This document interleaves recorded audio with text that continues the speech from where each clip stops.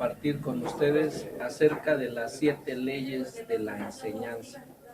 Dice la palabra de Dios: los entendidos resplandecerán como el resplandor del firmamento, y los que enseñan la justicia a la multitud como las estrellas a perpetua eternidad. Vivimos en un mundo de leyes, tanto físicas como espirituales, y las leyes producen orden y buenos resultados. Y cuando hablamos de enseñanza, también hay leyes tanto para el maestro como para el alumno. Y de las 7 leyes quiero empezar con la primera, que es la ley del maestro. ¿Qué quiere decir esto? Bueno, lo que quiere decir es que el maestro debe saber lo que va a enseñar. Debe de conocer bien el tema o la verdad que ha de enseñar, porque el conocimiento imperfecto se refleja en la enseñanza imperfecta. Existen 4 grados de conocimiento. El primero, como un conocimiento pobre.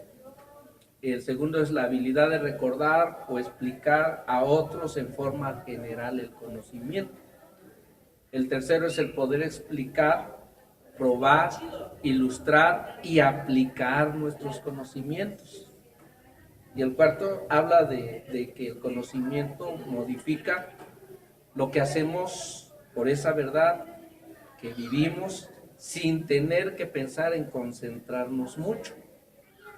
Y como recompensa nos hace hablar o enseñar con autoridad, con claridad y convicción, como lo hizo el Señor. La Biblia dice que el Señor hablaba como quien tiene autoridad y no como los escribas y fariseos. Entonces, ¿cómo podemos llevar a cabo nosotros estos 4 aspectos? Una de las formas es que tenemos que aprender a apartar tiempo para estudiar, leer constantemente la Biblia, obteniendo también libros, o comprando, consiguiendo, o ir a una biblioteca, o en el internet podemos encontrar también mucha información sobre el tema que estamos enseñando. Podemos ir subrayando, podemos ir marcando, podemos ir tomando notas para poder tener una mejor enseñanza. Ahora, el maestro necesita prepararse para saber qué es lo que tiene que saber, cómo va a explicar la lección, cómo ordenar las distintas partes de la lección, buscar ilustraciones para aplicar la lección, porque eso va a enriquecer su enseñanza. Y especialmente en la actividad y en la vida de los alumnos. Ahora, la segunda ley es la ley del discípulo. El alumno es el que atiende con interés la lección. Es muy importante que como maestro ganes la atención y el interés. Jamás comiences a enseñar sin antes tú no has obtenido la atención de tus alumnos. Asegúrate de que tus alumnos estén mentalmente presentes para que puedan aprender. También estimula el interés aplicando los 5 sentidos que tenemos, porque los 5 sentidos constituyen puertas por las cuales las personas experimentan físicamente su ambiente. Cada alumno aprende a través de unos sentidos o de otros. Por ejemplo, viendo, aprenden el 83%, oyendo el 11%, oliendo el 3.5%, tocando el 1.5% y gustando el 1%. Los sentidos de la vista y del oído se consideran como los más eficaces para el aprendizaje. Y este aumenta notablemente cuando la información se puede ver o se puede oír. Ahora, ¿cómo retenemos? El 10% de lo que leemos, el 20% de lo que oímos, el 30% de lo que vemos, el 50% de lo que vemos y oímos, el 70% de lo que oímos, decimos, y de lo que oímos, vemos y hacemos. Ahora, para facilitar el aprendizaje y aumentar la retención de los alumnos, las actividades en clase deben involucrar más de uno de los sentidos. Hay personas que pueden aprender más por el oír, otros por el ver, y una tercera categoría, los que aprenden tomando, tocando, agarrando o hasta rompiendo algo para poder aprender. En una ocasión, el Señor Jesús usó una lección objetiva para enseñar una verdad, apelando a los sentidos. Por ejemplo, allí en Mateo 22, del 19 al 21, dice que Jesús les dijo a unos que lo estaban tentando, les dijo, muéstrenme la moneda. A él le preguntaron si era lícito pagar tributo a César o no. Entonces él les dice, muéstrenme la moneda del tributo. Cuando él les dijo, muéstrenme la moneda del tributo, ellos estaban usando el sentido del oído, ¿sí? Y dice, y ellos le presentaron un denario, que se estaba ahí manifestando el sentido de la vista. Entonces les dijo, ¿de quién es esta imagen? El Señor recibió la moneda, se la dieron, el Señor le dice, a ver, ¿de quién es esta imagen? Y la inscripción de ella. Entonces aquí podemos ver que el mismo Señor utilizó el sentido del tacto, ¿sí? Porque lo agarró, lo tocó. Entonces ellos le dijeron de César y les dijo, dad pues a César lo que es de César y a Dios lo que es de Dios.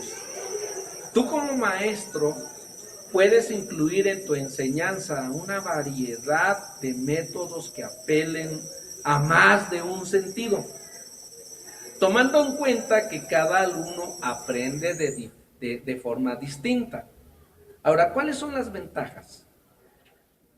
Cuando se utilizan los sentidos en la enseñanza, una de las ventajas es que va a disminuir las causas de la distracción y hace que las personas estén preparadas, y más si tú tienes preparadas todas las partes de tu clase, y te da oportunidad de enriquecer el material para que tu enseñanza sea más interesante.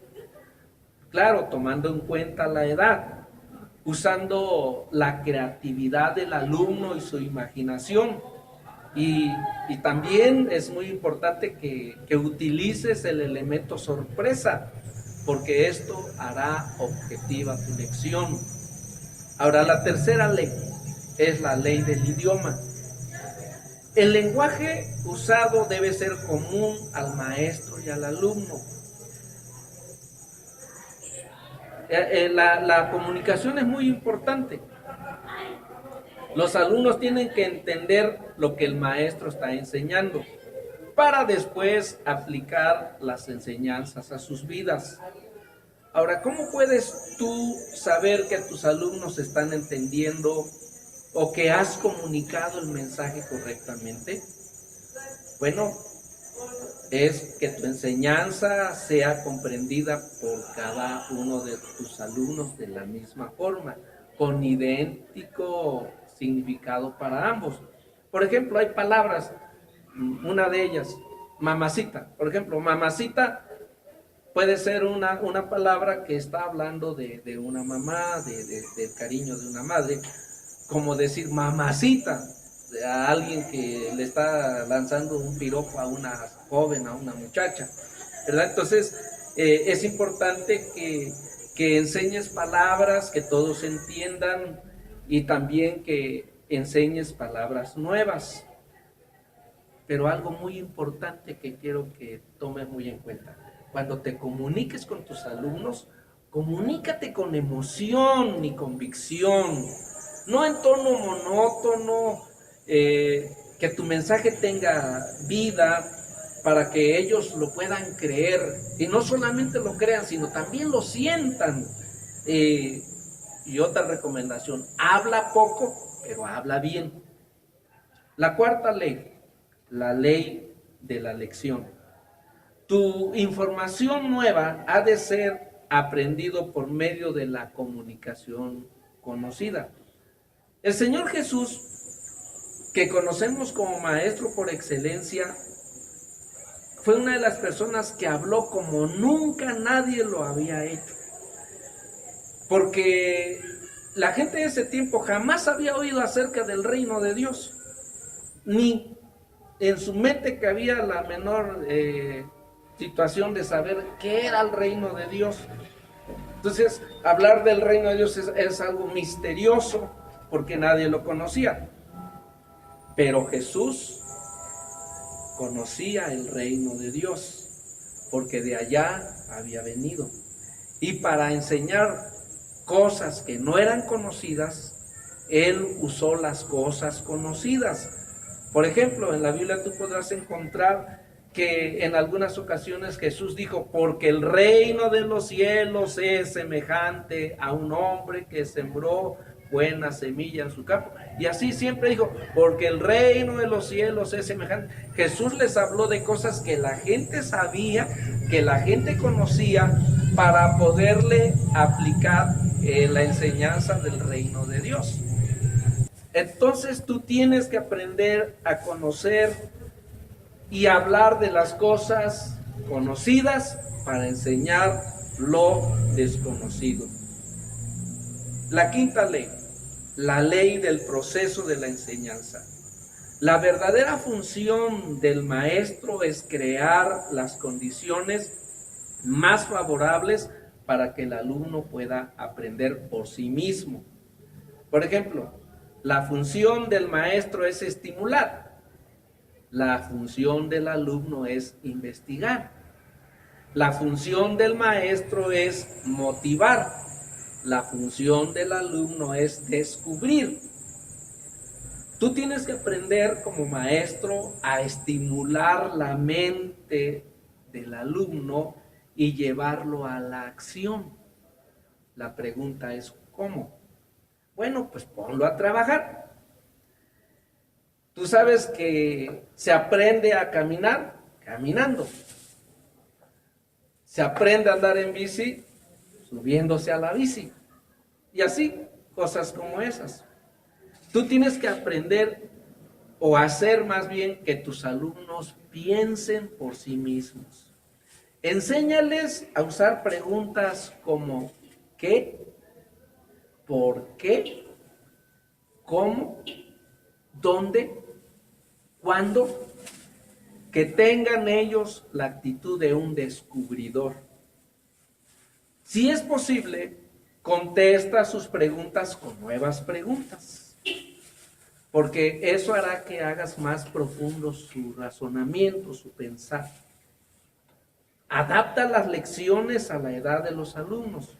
Por ejemplo, los niños pequeños se interesan en cosas que llaman la atención a sus sentidos. Los niños mayores se interesan en los razonamientos, se interesan en resolver problemas. La sexta ley es la ley del proceso del aprendizaje. Trata que el alumno reproduzca en su mente la lección que está aprendiendo. Que piense en sus varias fases y aplicaciones hasta que pueda expresarlas en sus propias palabras.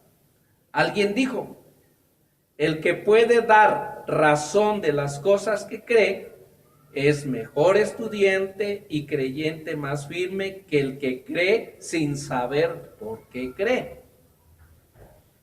Que reproduzca la enseñanza o la lección en su mente, o sea, en su pensamiento, en su corazón, o sea, en sus sentimientos, en su vida, en su comportamiento, en otras palabras. qué dice la lección, cuál es su significado, cómo podré explicarlo en mis propias palabras, cuál es el bien que puedo sacar de ella y cómo podré aplicar y usar ese conocimiento que estoy recibiendo. Por último, tenemos la ley del repaso y la aplicación. En otras palabras, es repaso, repaso, repaso.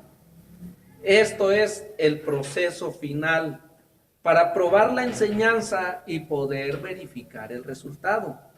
Es la prueba de la enseñanza que se ha dado. Tienes que planear tiempo para ello. Un buen repaso de lo que tú vas a enseñar será siempre o te dará la libertad de poder agregar algo nuevo al conocimiento. El reconocimiento, la reproducción y la aplicación harán que los alumnos vivan las lecciones y la prueba final será sus vidas transformadas por la enseñanza que están recibiendo de su maestro. Que Dios les bendiga.